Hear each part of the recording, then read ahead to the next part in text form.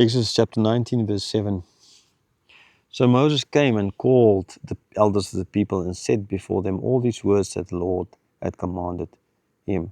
Right, so he went down, he told the people that they ultimately need to keep the covenant, obey his voice, his commandments, and they will be special. A preferential nation trade status, right? I'm just kidding about that, a treasured possession. And but if not, then no. Well, if they do all of that, then as well they will be this holy nation, this nation of priests, kingdom of priests, a holy nation. So that's what he told them.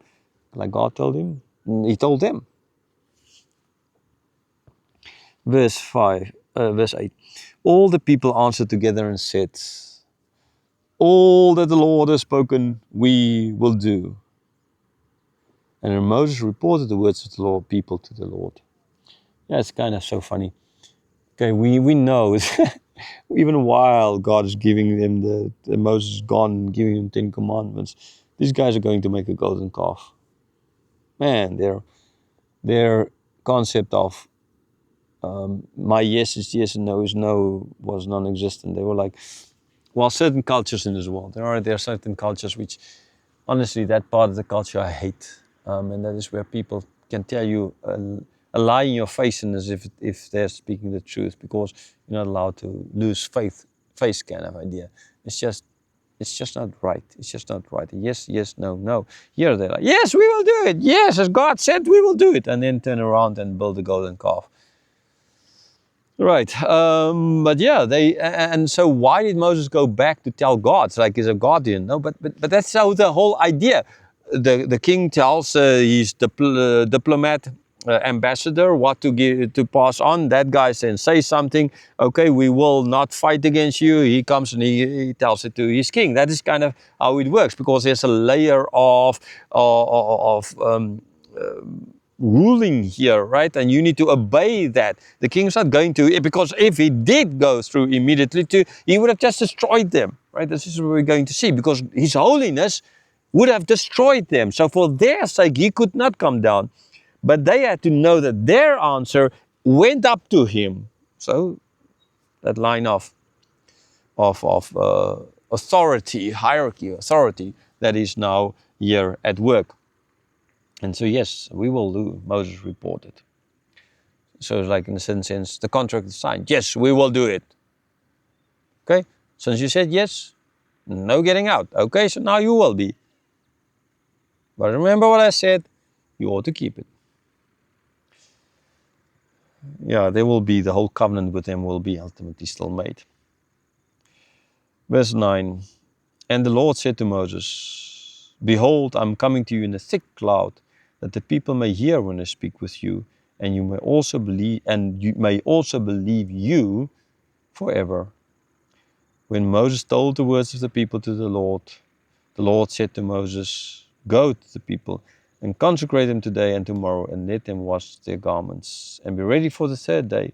For on the third day the Lord will come down on Mount Sinai in the sight of all the people. Because here again, one of those perfect examples of where verses is kind of broken up in a very weird place, because it's the verse 9 ends with actually, I mean, it made sense. It would have ended with, you may also believe you forever. And then 10 starts with, when Moses told the words of the people, the Lord said to Moses, kind of, but it does not. Okay, so that's one of those things, right? It does not take away from it. It just makes it a little bit more difficult. That's why I now read 3 verses. Not that I don't do it some other times as well, but now in this case I did for this reason. There was no real break here. So why did God appear to Moses in this thick cloud? What is the reason, the motivation? And it's explained here, so that the people may hear it when God speaks. And that they can, it's not now only Moses went to bed last night and Moses get up in the morning and he tells us stuff about God. Moses going into his inner room and there he comes out of it and he tells us something that God said. Maybe, you know, like Allah did kind of idea. Maybe, sorry, Muslims, I don't want to, anyhow, like Muhammad did. So, I mean, again, desert, whatever, kind of in the same area of the world as well. And well, how do we know, Moses? I mean, yeah, I can sleep as well and have a dream. And my dreams are so vivid every single night. Well, nearly every single night. But yeah, proof, Moses, proof. We followed you all this way. And you said, yes, this is the name of God, etc., etc. Yes, we've seen all these signs, but those magicians did some stuff as well. Maybe you're just a higher magician than them. Okay, so no. Therefore, now here the stamp is put upon Moses. They will. There's thick cloud, and they will hear when I speak to you.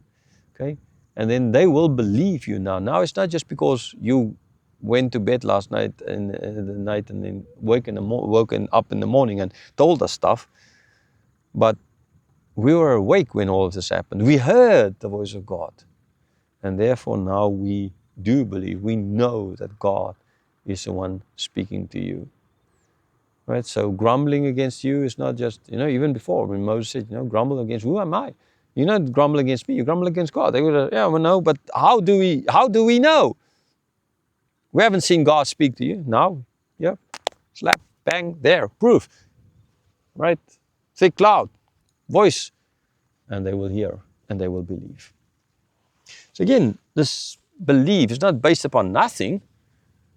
Right? This belief is ultimately going to be based upon this cloud and this voice they're going to hear. And then, like I said 1,000 times by now, belief is not built upon thin air, but upon the character of God, who God is. So yes, Moses again told the words that of the Lord to the people. After Moses told the words of the people that they will obey God, right? Then again, right, God said that now what needs to happen? They need to consecrate themselves. So God told Moses went down, the people said, yes, we will follow. God said, okay, this is the reason why I'm doing so the people will hear. And since they now said yes, now you need to go down and tell them to consecrate themselves. Today, tomorrow, and wash their garments, right? God didn't want the people stinking like sweat in front of them. I mean, again, kidding that. No, deodorant to whatever, toilet water to on them and smell better kind of idea. Like young people, like young boys like to wash themselves with Axe or something like that, with deodorant.